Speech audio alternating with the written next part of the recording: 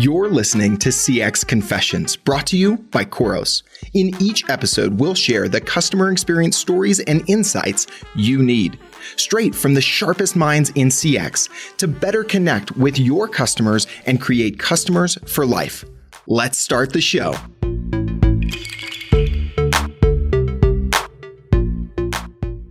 Hello and welcome to CX Confessions. Thank you so much for tuning in. I'm Catherine Calvert, Chief Marketing Officer for Khoros.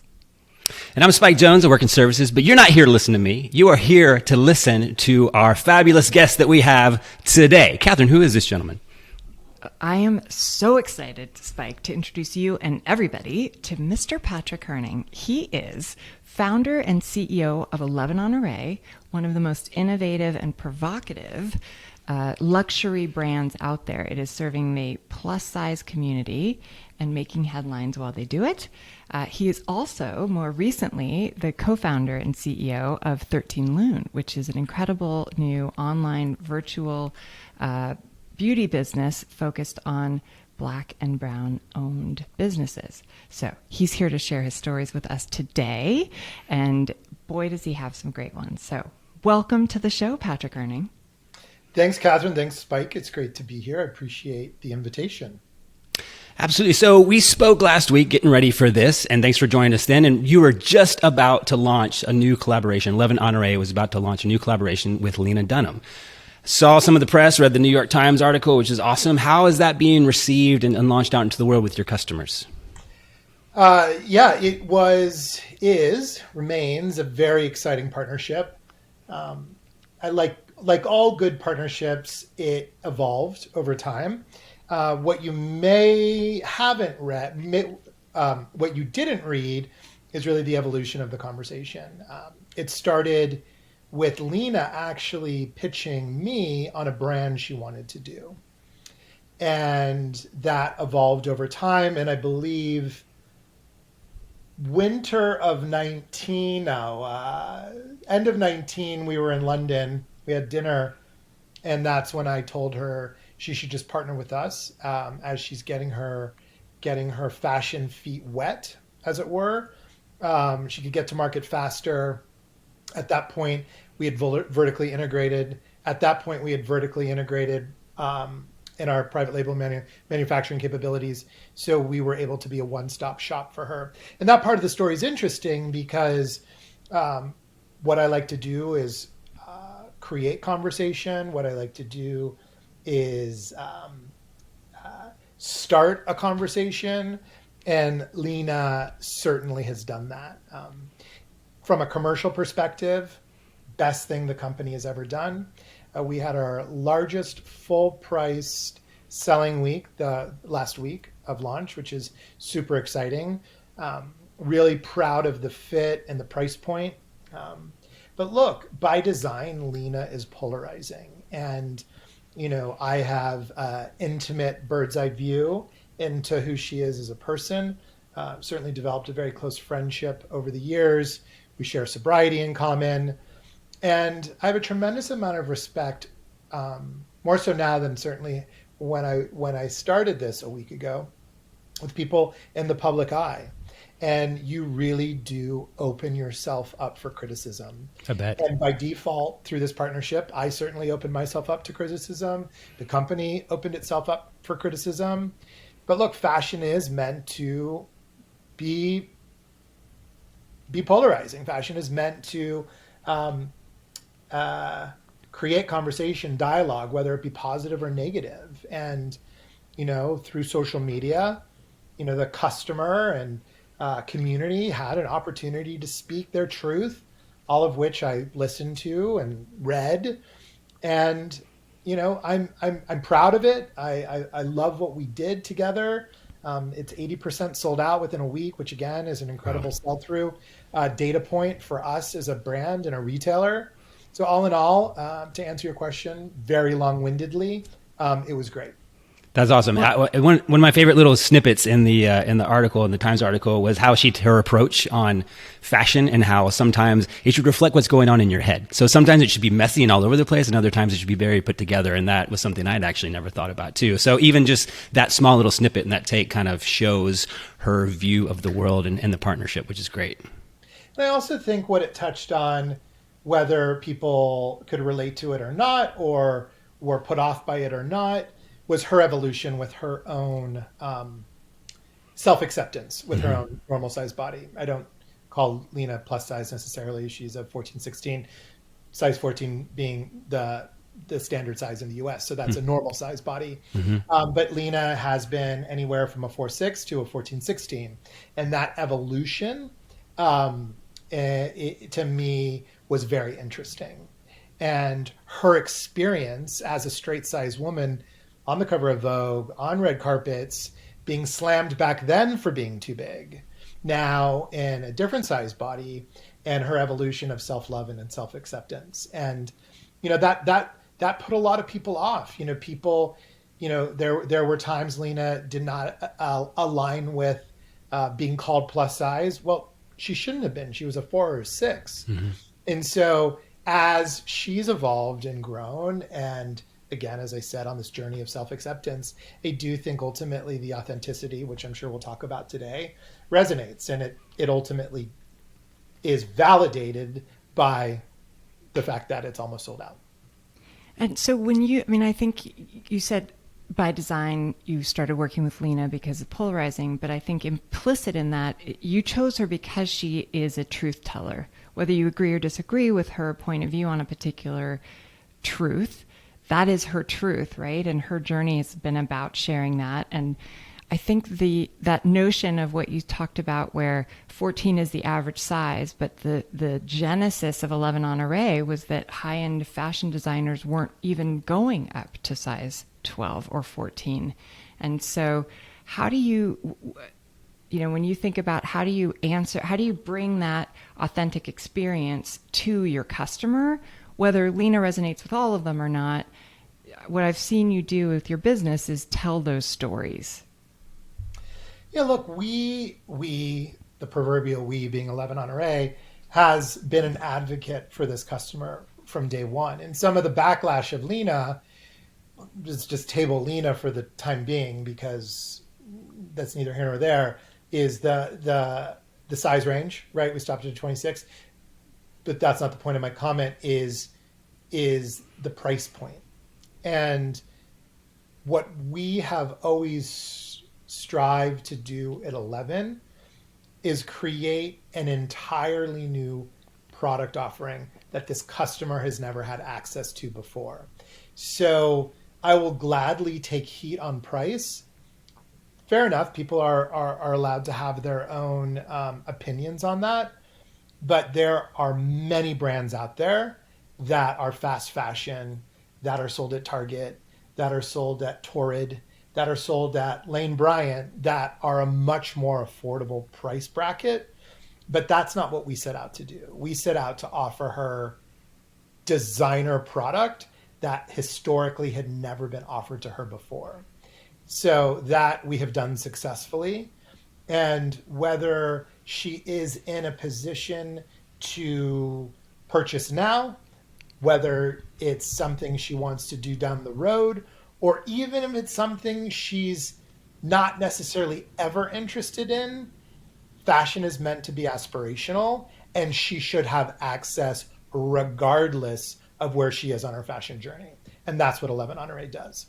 And you're talking about your customer. You talk customer. about her like she's in the room with you. Tell us about that. That's where we've seen brands be so successful, is when they treat that customer as a person. How has your customer become so real to you, to your company? What does that look like? It's interesting. I mean, prior to 11 Honoré, outside of an assignment I worked on for Marina Rinaldi, which is the only elevated plus size brand globally in the market, I didn't know her, but very quickly I fell in love with her, right? And getting to know the challenges she's experienced firsthand, right? as I was developing the business plan and having roundtable conversations, intimate conversations and dialogue about how the fashion landscape as we know it, how it has treated her, how it has made her feel when she walks in traditional brick and mortar stores, and just a tremendous amount of empathy for what an upsetting experience that must have been and continues to be. But what I wanted to do and what 11 Honore has done is create a new retail experience for her. And through this journey of entrepreneurship and raising capital and failing and failing and failing, you can't do all of that unless you are passionate about who you're serving. And even through the Lena discourse, both positive and negative, it's like I will always show up for her, even if she doesn't agree with what we're doing, because that's my job, is to advocate and to push boundaries and create change. And sometimes people will like it, sometimes people won't, but I will never give up on trying to continue presenting opportunities, brands, capsules, what have you, that push the boundaries. Yeah, I love the personification. Like she's in the room. I mean, that is something that I've worked with a lot of brands, and that's very, very rare. And so that's a really cool practice to speak like she's always in the room too, because it kind of shines a different light on things for sure. Yeah. And one thing we do internally, we don't speak about this externally, though it's certainly not a secret, is our internal language around our customer. She's the leading lady. And when you think of traditional rom-com films, the leading lady is a very specific profile. And through our act of disruption and innovation, it's flipping the script on what that profile looks like. And our customer is the leading lady, which I think is a cool way to explain her. How do you connect these leading ladies to each other? How do you create community when there is no in-person retail experience? Well, you have to remember this started back in 2017. So I think as a digital first platform, part of what you do is create digital community, right? Because it's not the 80s where you have to go to like a store on Union Square in San Francisco to have, retail therapy and camaraderie, right? It all happens digitally. And so a huge piece of our digital community was about our visual asset storytelling. So prior to 11 Honore, the category didn't exist, right? Designer plus sites didn't exist. And so as a result of creating this entirely new product offering, we created an entirely new way to tell a story through our digital assets, our marketing assets. And so again, it was Vogue designers, Vogue lighting, Vogue photographers creating an entirely elevated visual asset for her to really and authentically be celebrated in. And so I think just that visual storytelling we created a lot of community around that. And then obviously, at the end of the day, I'm just an events girl, right? Like love me an event, love me a 40-person fashion dinner. And so as quickly as we could, which started, a month or two after launch, we were assembling community all over the United States. Now, Patrick, you've championed a lot of innovation, especially in this industry, but there's also, just like every industry, there's also these, this is the way we always do it sort of thing. So what is a commonly held practice or belief in your industry that you violently oppose? I think it's interesting you're asking that question. Well, I mean, there's so many things I violently oppose about the archaic fashion industry and their herd mentality and their actual lack of innovation in terms of this customer, right? But sort of assuming that's table stakes, right? It took a long time for people to get on board with this. So that I vehemently disagree with. But in a post-COVID or as restrictions are lifting and we're entering this new world of ours, what I learned and my takeaway from the lockdown was traditional retail as we know it is struggling, and we are just a variable in that broken equation. So in order for us to emerge stronger, we had to reimagine how we looked at inventory. And that reimagination is what I think our next phase of growth will really be rooted in. And as the board said to me, we're no longer paying people to sell their clothes. And like when you think of that, right, you think of that as a business model, we pay you to sell your clothes. Like we're no longer doing that. So we've completely reimagined our inventory strategy and how we're going to continue to engage her with newness. And because of our deep-rooted footprint in this category and with this customer, I'd say 90% of the brands that we have reimagined our inventory strategies with are moving forward with us in this new in this new innovative way, right? And that to me is what's most exciting. So it's not so much a negative. It's like this is broken, retail's broken, everybody's saddled with inventory. COVID just shined a spotlight on it. So in order to mitigate that risk, what can you do differently? And 2021 forward is all about doing things differently. Nice. Well, so to build on that, Patrick, when you think about 2021 and moving ahead, to reimagine the economics of retail, you've really got to know that customer so well. Like when you think about data and knowing your customer, what's the most important piece of data for you as a business around your customer? Size, fit integrity. Size and fit integrity sort of go one and one. And price point. You know, we by design, again, we did not set out to be all things to everybody from a pricing perspective.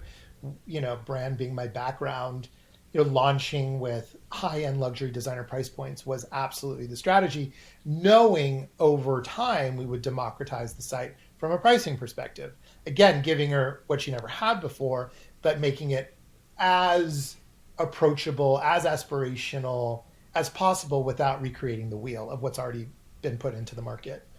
And so that piece, that fit integrity, that really understanding the size, and then how are you then wrapping that all up in assortment and merchandising, like that is fundamental. And for us, it's been trial and error because, again, nobody had done this before. So as a result of doing it for the first time, the industry, the brands we carried ourselves were very much building the plane while we were flying it.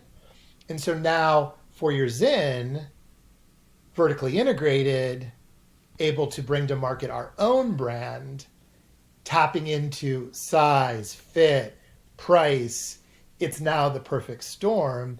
And again, sort of looking at life pre-COVID, post-COVID, not only did we reimagine our inventory strategy, we reimagined our distribution footprint. So we're truly omni, kind of 2021 forward. I would say confidentially, but I'm on a podcast, so I'm not going to say that.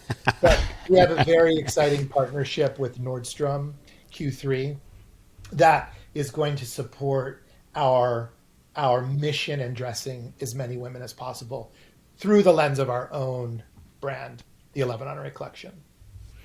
Yeah, it sounds like a lot of external and internal metrics coming together for sure. Pretty cool.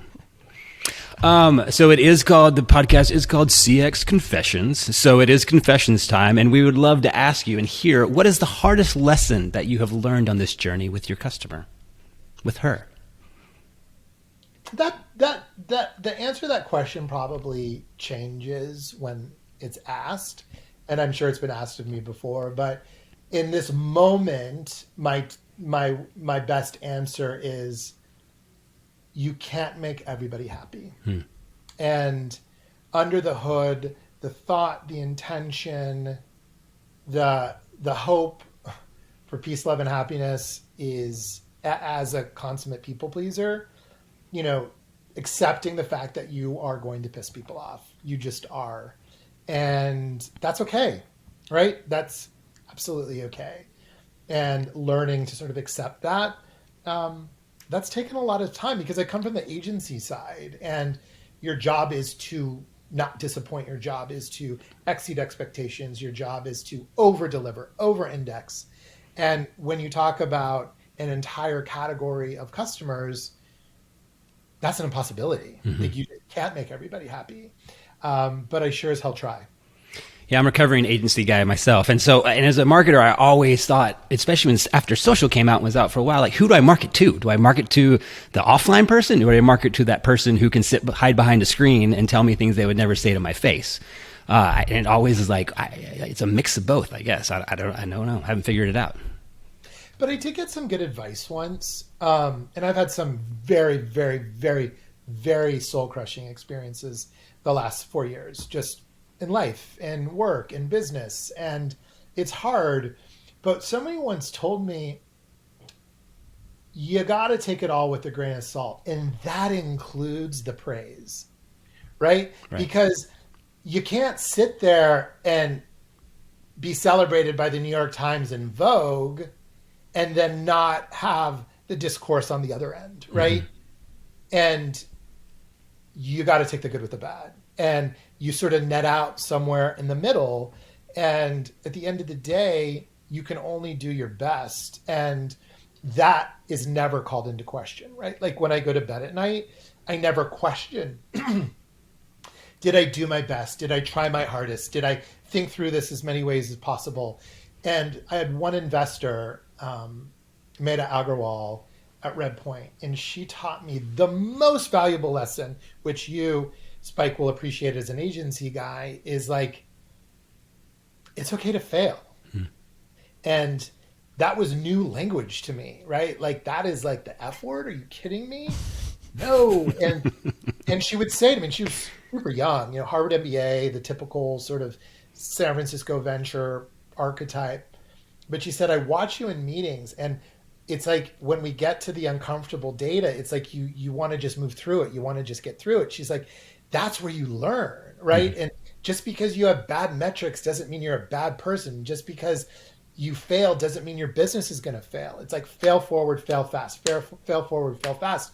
And it's interesting because I never, like, that is so true. And now, I'll be on calls and I can see how it dismantles people. It disarms them. It's like, okay, well, we're failing. So why? Why is this failing? And people take it personally. I certainly take it personally. And it's not, it's just facts. It's like, this isn't working. It doesn't mean you're not working. It doesn't mean it wasn't a good idea. It just means that we're failing.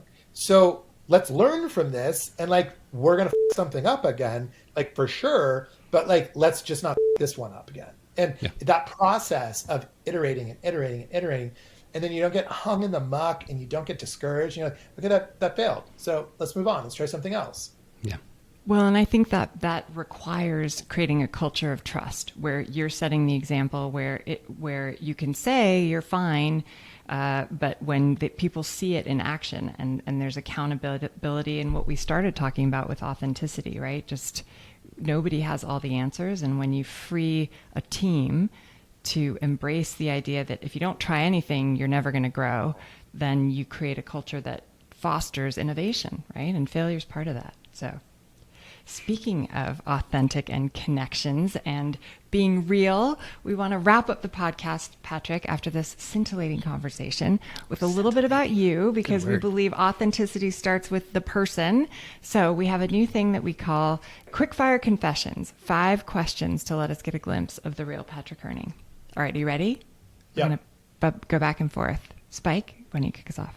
Oh, first concert.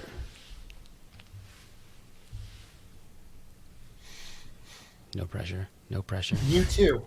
Oh, damn, that's a good one. So much cooler than my Howard Jones concert. First job ever. Cash wrap at the Polo Ralph Lauren store my senior year of high school over holiday. Where it all began. Could you still wrap a good gift? You can, actually. Didn't get promoted. Fair enough. What profession other than your own would you attempt if you could? Oh, I don't know if this is the right. I don't know if it's my profession. No, this is a fair answer. I'm obsessed with Jet Suite X. And if I wasn't doing this, I would want to go be the CMO of JSX. I think it's an incredible product. Nice. Okay. Fair enough. What is your favorite app on your phone? You're going to think I'm a total nerd, but I love the weather app. Which weather app? I don't know, the one that comes on the phone. There you go. There's so many these days. Carrot is a good one if you haven't checked it out. And finally, what is your biggest indulgence?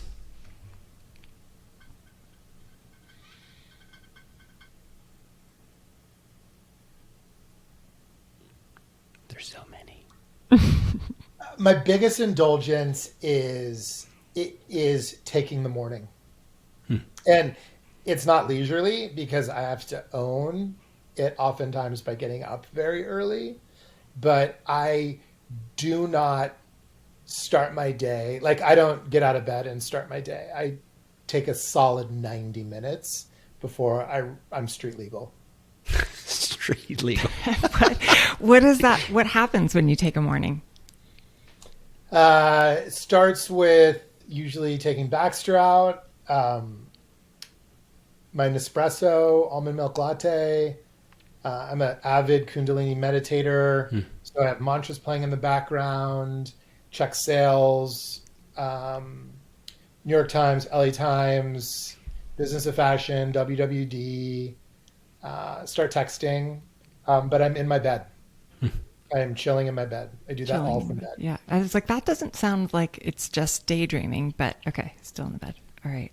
Well, thank you for sharing that with us. And thank you for sharing your stories with us and for joining us for CX Confessions. Patrick Herning, you've been a marvelous guest, and we are so excited to share your stories. And for anybody who wants to learn more about his incredible brands, you can check out 11 on Array or 13 Loon for amazing experiences and really pioneering approach to expanding inclusion in retail and beauty. So thank you, Patrick. Thanks for being here, and thanks for joining us. Thank you for having me. Your customers expect to be understood. Their likes and dislikes, their history with your brand, and their communication preferences. But so many companies struggle to connect the dots of interaction across their own teams and channels, and it's creating customer experience challenges and disasters. That's where Khoros can help. Khoros is the award-winning customer engagement platform built to turn those siloed interactions with your customer into enterprise value. Khoros works with more than 2,000 of the world's leading brands and powers more than 500 million digital interactions every day. Khoros is the award-winning platform for digital-first customer engagement. Ready to create human connection across the digital customer experience to create customers for life? Learn more at Khoros.com.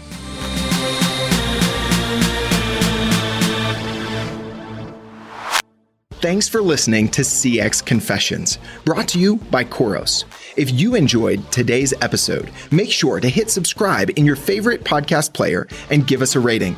See you next time.